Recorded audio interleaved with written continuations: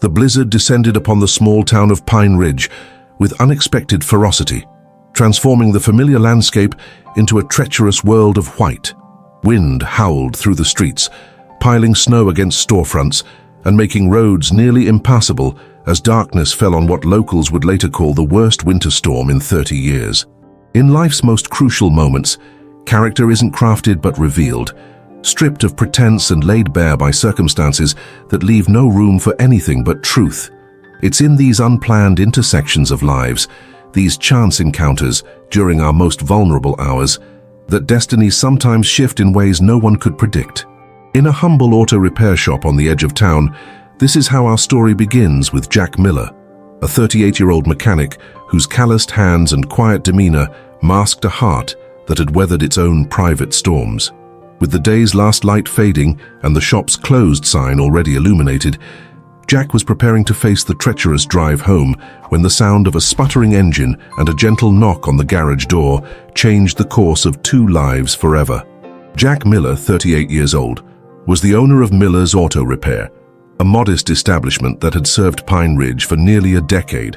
His appearance spoke of honest work and simpler times: dark hair peppered with premature gray, perpetual engine grease beneath his fingernails despite rigorous scrubbing, and eyes that reflected both expertise and the weight of someone who had seen harder days than most. His blue coveralls, faded from countless washes, bore the shop's unpretentious logo, a wrench and the words, "Fixed right or not at all."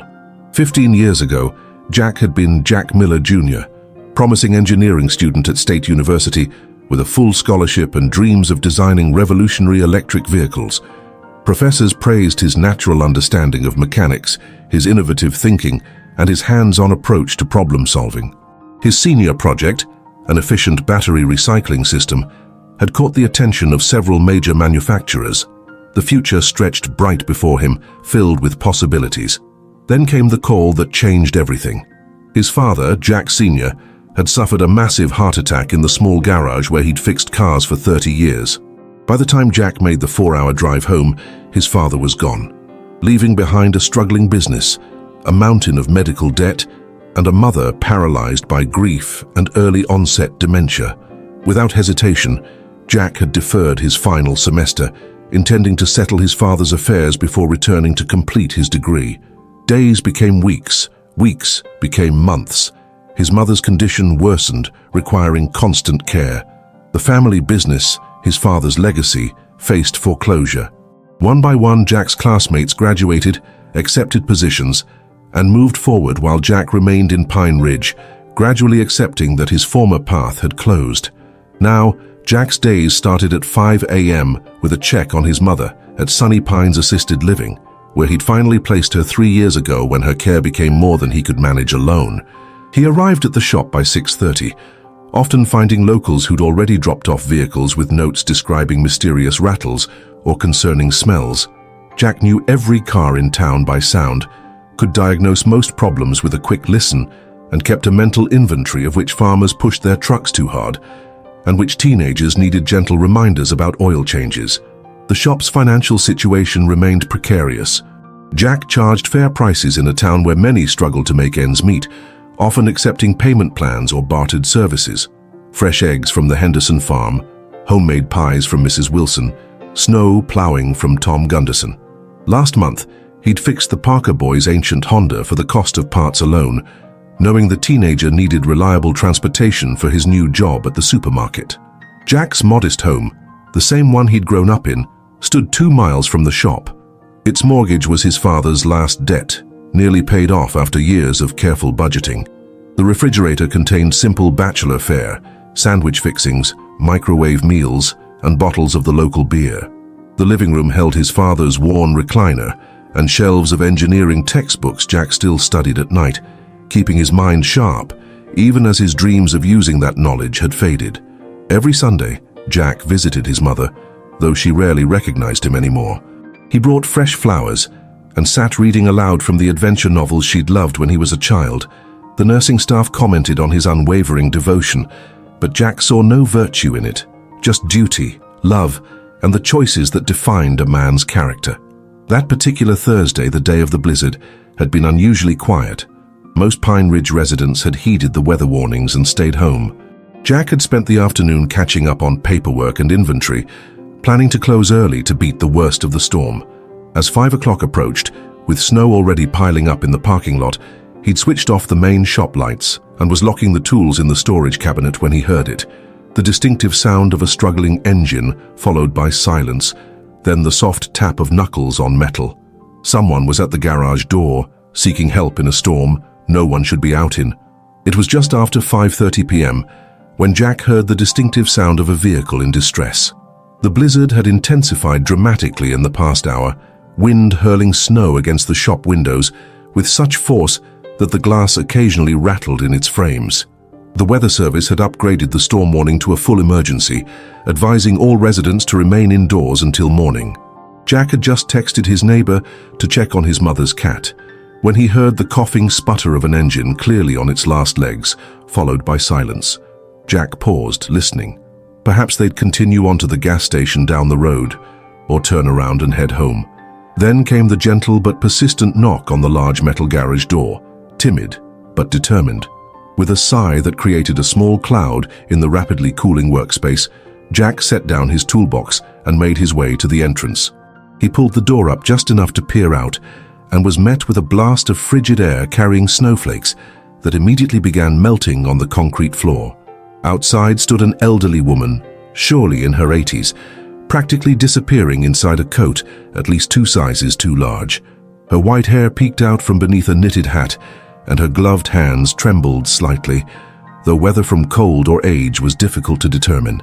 Behind her, barely visible through the intensifying snow, sat a boxy old Buick, a 1989 LeSabre that Jack recognized as having been immaculately maintained until recently. "Mrs. Eleanor Harmon?" Jack said with surprise, raising the door fully. "You shouldn't be out in this weather." The woman's face, lined with years but still holding a certain elegance, brightened with recognition. "Jack Miller, thank goodness you're still here. I'm afraid Bessie has finally betrayed me." Bessie, Jack knew, was what Mrs. Harmon called her car, a vehicle that had belonged to her late husband and which she'd stubbornly continued driving long after most would have replaced it. Jack had performed minor repairs on it over the years, always impressed by how well it had been maintained. "Come inside, Mom, before you freeze," Jack said, gently guiding her into the relative warmth of the shop. "What are you doing out in this storm?" Mrs. Harmon allowed herself to be led to the small customer waiting area where the space heater still provided some comfort. "I was returning from Riverside," she explained, referring to the larger town 30 miles away. "My doctor's appointment ran late, and then the snow came so much faster than they predicted." She looked up at Jack with clear blue eyes that seemed younger than her years. "I almost made it home just 3 blocks away when Bessie started making the most terrible noise and then simply stopped." Jack frowned, concern evident in his expression. "You should have called someone. It's dangerous out there, especially at your age." A flicker of something, pride perhaps or determination, crossed Mrs. Harmon's face. "I don't like to bother people, and I don't have many to call anymore if I'm being honest."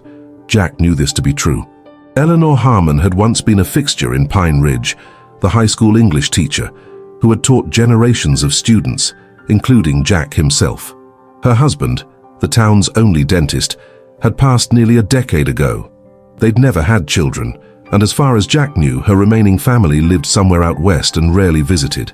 "Let me take a look at Bessie," Jack said, already reaching for his heavy work coat. "Then I'll drive you home myself." Before Mrs. Harmon could protest, Jack headed out into the storm. The blizzard's intensity made the short distance to her car seem much longer, snow immediately clinging to his eyelashes and biting at his exposed skin. The Buick sat silent, already developing a coating of white that transformed it into a ghostly shape. Jack popped the hood, and with the help of his phone's flashlight quickly identified the primary issue. A broken timing belt, likely the final surrender of an original part that had far exceeded its expected lifespan. It was not a simple fix, certainly not one possible in a blizzard, in a dark parking lot with temperatures plummeting by the minute. Back inside, stamping snow from his boots, Jack delivered the news. "I'm afraid Bessie needs surgery, Mrs. Harmon.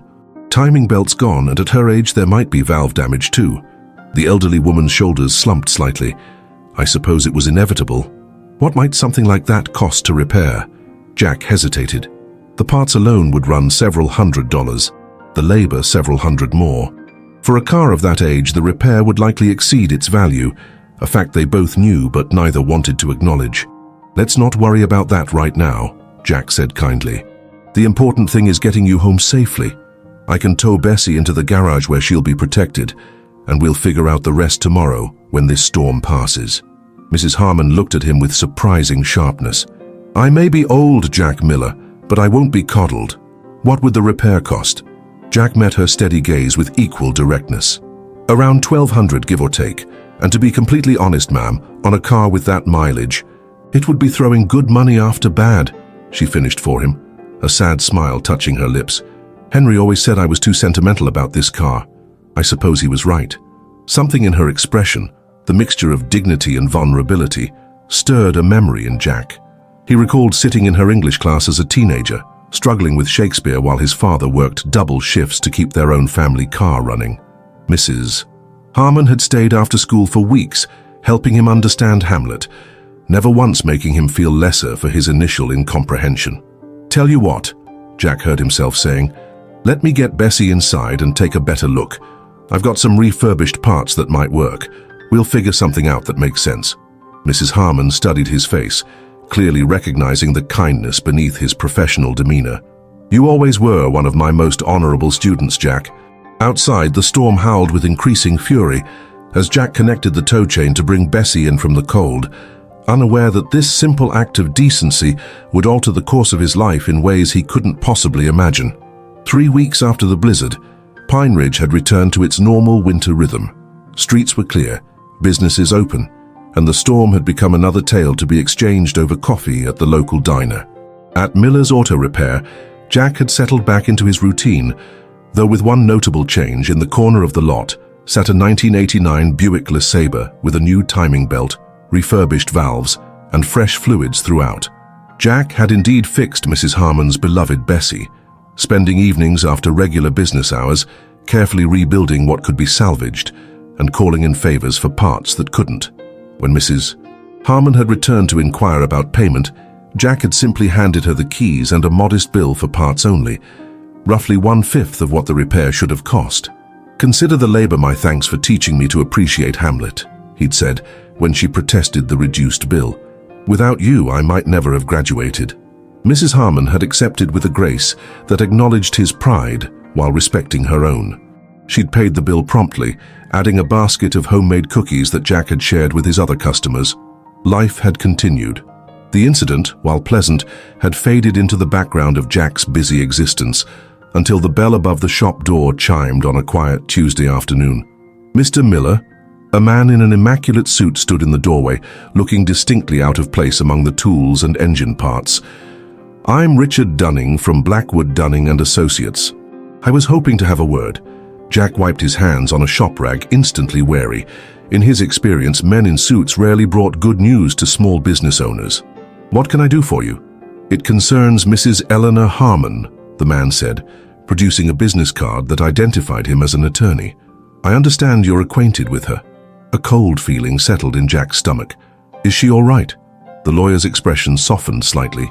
"I'm afraid Mrs. Harmon passed away in her sleep 3 days ago. Peacefully, I'm told." Jack removed his cap, a gesture of respect his father had taught him long ago. "I'm sorry to hear that. She was a fine woman." "Indeed." The lawyer nodded. "Which brings me to the purpose of my visit. I'm here as the executor of Mrs. Harmon's estate. She made some rather specific provisions that concern you." Before Jack could process this surprising statement, the shop door opened again, admitting a tall, middle-aged woman with a hardened expression and clothes that screamed city money. She surveyed the modest repair shop with poorly disguised disdain. "Is this going to take long, Richard?" she asked the lawyer without acknowledging Jack. "I'd like to wrap up Aunt Ellie's affairs and get back to Boston before the weekend." "Ms. Claire Harmon," the lawyer introduced her with a note of restraint in his voice. "Mrs. Harmon's niece and until recently her sole heir." The woman's attention snapped to Jack, assessing him with sudden interest. "So, you're the mechanic?" "Jack Miller," he replied simply, increasingly confused by the situation. The lawyer cleared his throat. "Perhaps we should all sit down. What I'm about to share will come as a surprise.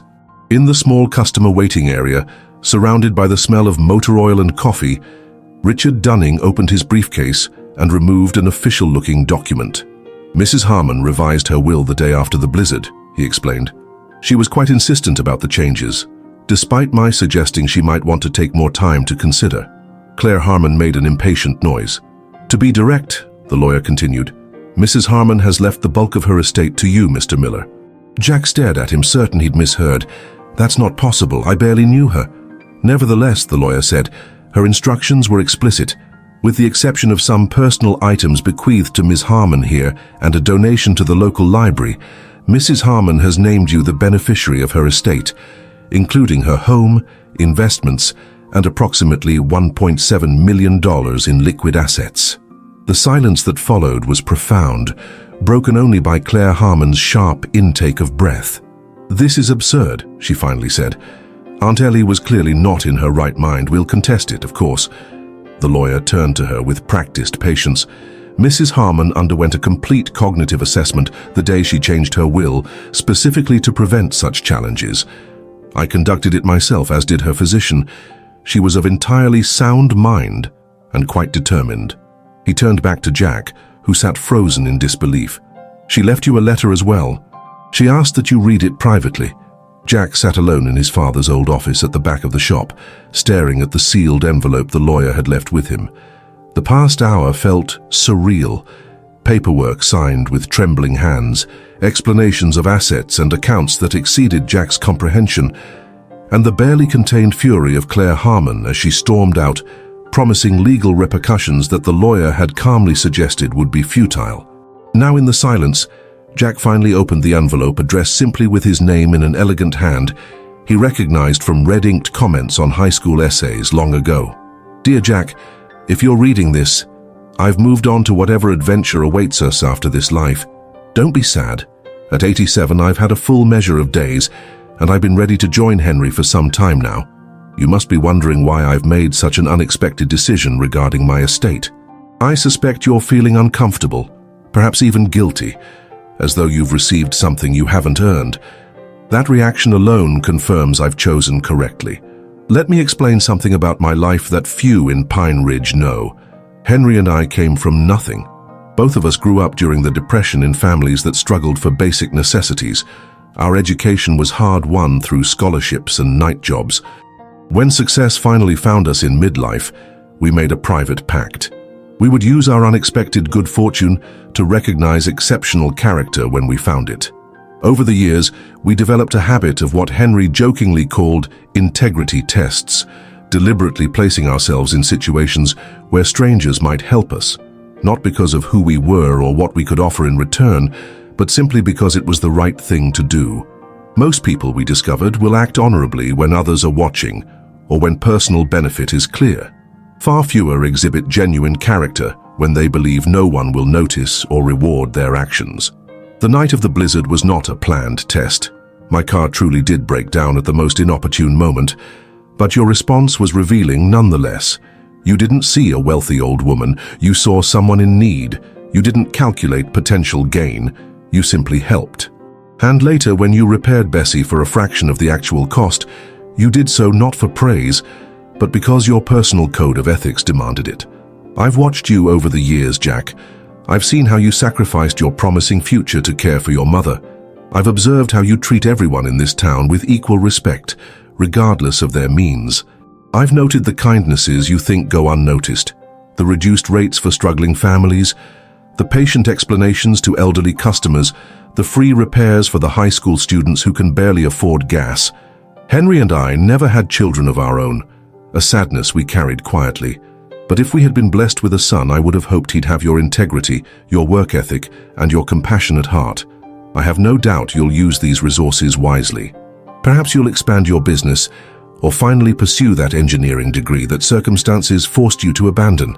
Maybe you'll simply secure your mother's care and establish a more comfortable life for yourself. Whatever you choose, I know it will be thoughtful and honorable because that's who you are.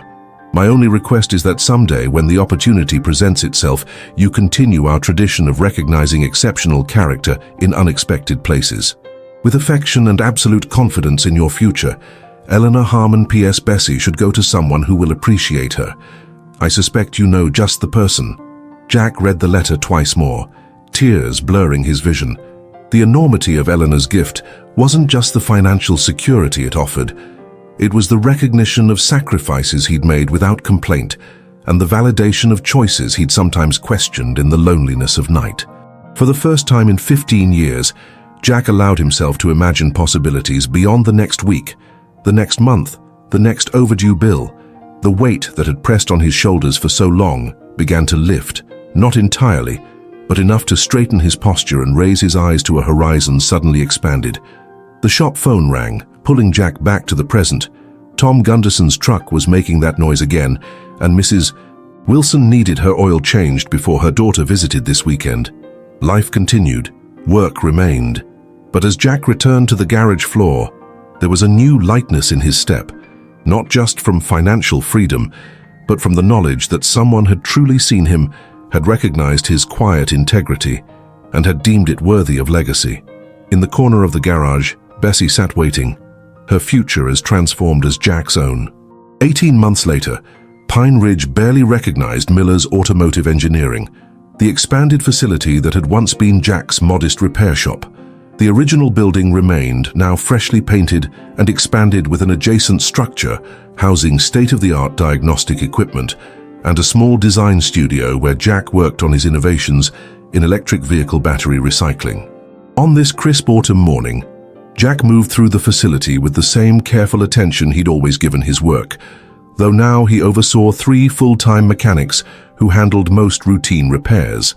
His hands were still often stained with grease, his approach still hands-on, but there was an unmistakable energy in his step that hadn't been there before Eleanor Harmon's final gift had changed his trajectory.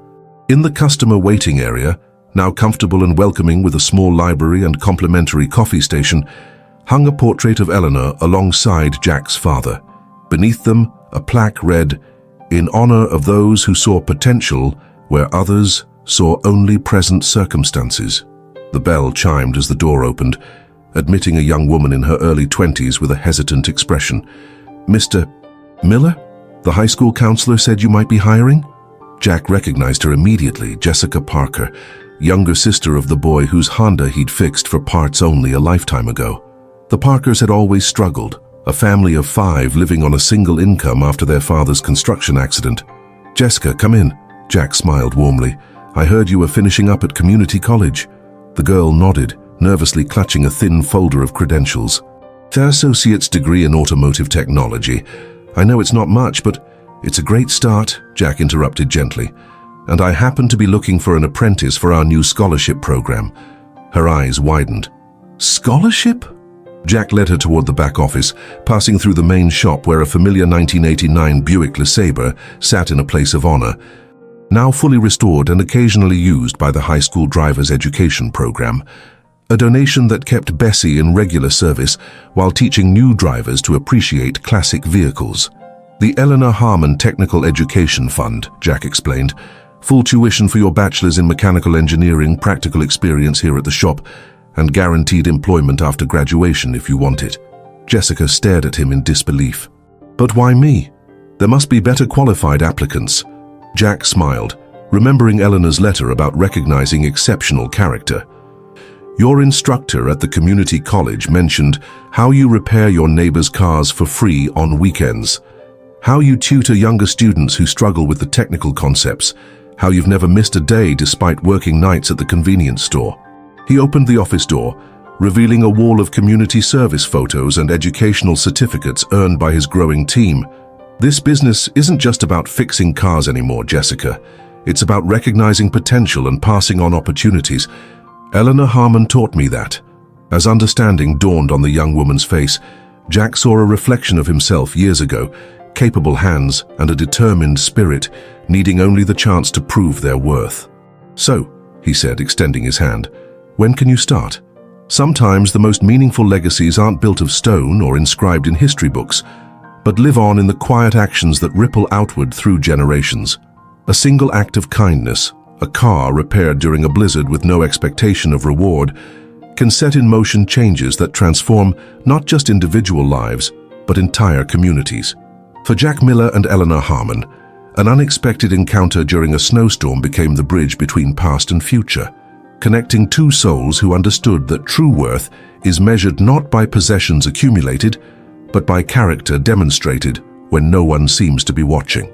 Eleanor's final gift wasn't merely financial security, but the profound understanding that our most important contributions often come through recognizing and nurturing the best in others.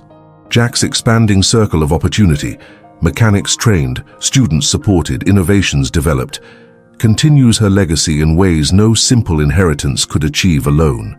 Perhaps that's the most valuable lesson in their story, that while kindness may sometimes seem to disappear unnoticed into the world, like snowflakes in a blizzard, its true impact often returns multiplied in ways we could never anticipate. And you, as you go about your day, what seemingly small kindness might you offer that could, in ways yet unseen, become someone else's turning point?